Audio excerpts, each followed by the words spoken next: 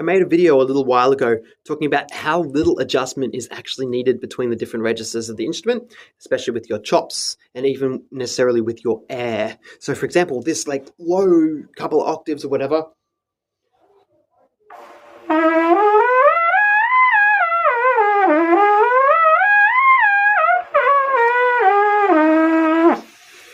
feels very much it's like it's just your tongue moving around in your mouth.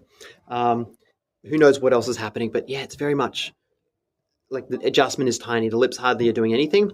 I also said that once you hit that point, and for me it's around that C sharp or that high C sharp, high D area, I start to feel like that runs out of effectiveness. It doesn't quite do it hits a limit almost.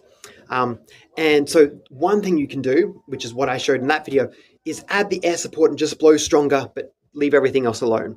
So when you hit that point where it's maxed out, just add some extra air energy behind that and the note will sail on up. For example,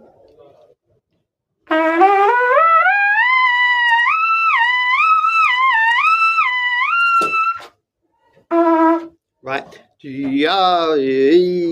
Just adding extra energy.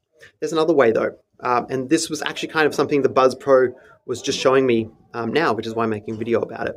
And I think I felt this before, so it's not the first time I've come across this, but again, it's just reinforcing things for me, which is really cool. So the other way of approaching that is kind of like how a soprano singer would approach it, which is when they get up to their top end, they don't think about necessarily belting those notes out.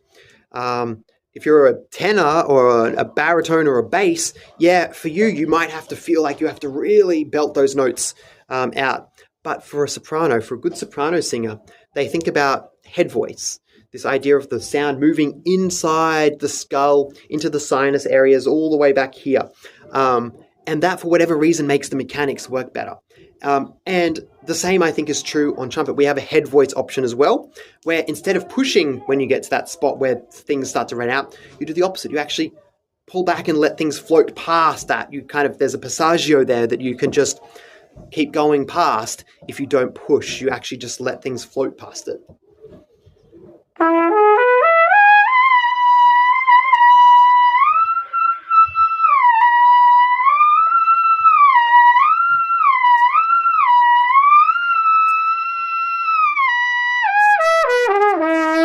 So instead of ooh, I'm actually thinking about pulling the note backwards. It's like it's going back into my mouth, towards the back into my, it might be something to do with the soft palate.